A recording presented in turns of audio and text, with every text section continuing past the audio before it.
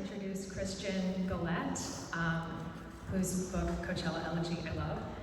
He is the author of Coachella Elegy from Trio House 2024, a finalist for the Northern California Book Award, and longlisted for the Nossrat Yassini Poetry Prize. He is the editor-in-chief of the Cortland Review.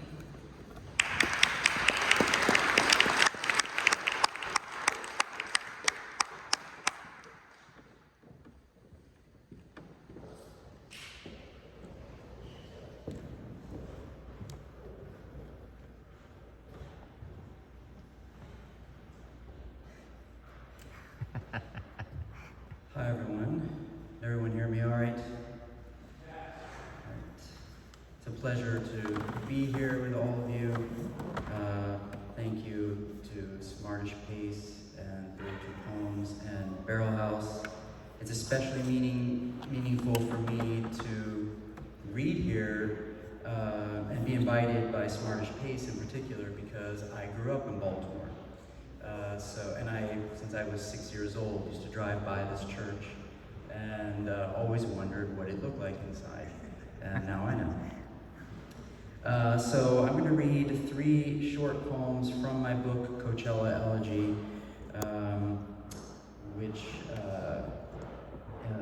is very much about grief and either trying to escape grief or discover it or realize the only way out is through it. And in particular, the 3 poems I'm going to read are about my brother, who died many years ago, but grew up here in Baltimore with me. And the first of those poems is called Beehive State Elegy. Hives emblazoned on temple doors and traffic signs. This 45th state full of dinosaur bones. Scientists can't find the bee graves either, hidden in these mountains. Nearby, there's a ski lift where 100 years ago, people in cabins died young like my brother. We plant flowers in the median strip near the spot he rolled his Jeep while the 7-Eleven cashier watched through bulletproof glass. Only traces of him remain in the desert, small as pollen, which is what they find in mummy stomachs, ice age flowers.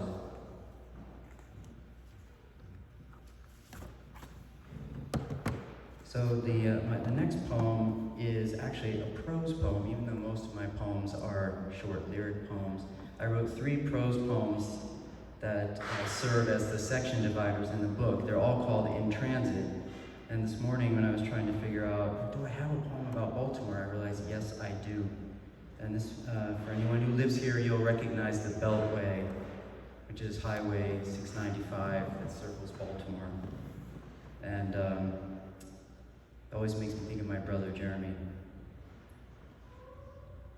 Maybe the facts of what happened on a highway are not narrative facts in the way I was raised to think of time, but circular, in that they always circle back to the same place, exit for some, entrance for others. In my family, a story existed and continues to exist. How my brother used to drive the freeway for hours in search of motorists to assist. We all have our theories as to why he drove his Jeep for hours in circles, never getting lost.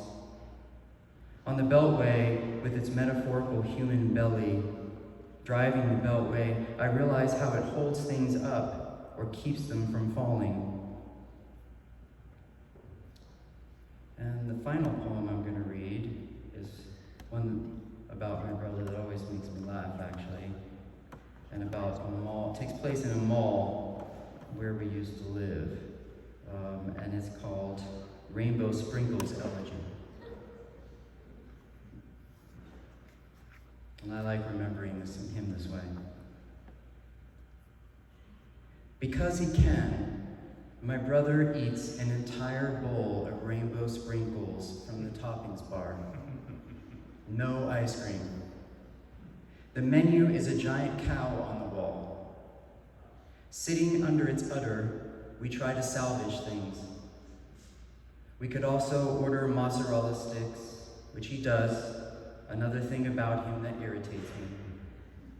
When he was younger, he put his mouth under a candy dispenser full of M&Ms.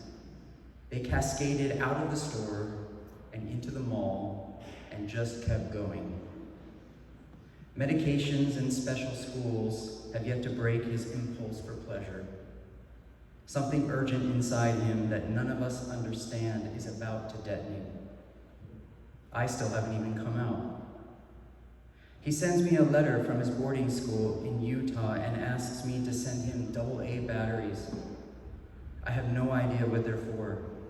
He isn't allowed any electronics.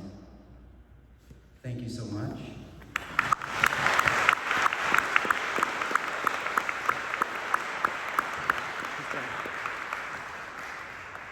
And, yeah.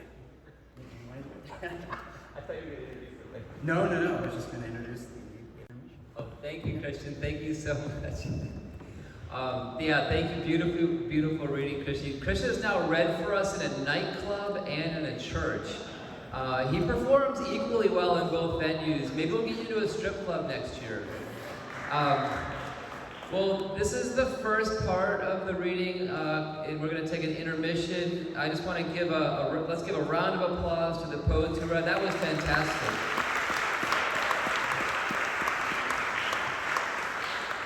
And thank you all for being here. This is magical. So we're going to take a little break. Get yourself some beer or wine. We have water and tea. The Ivy is selling books from the poets, and as I mentioned earlier, we have free copies of Smartish Pace by the beer.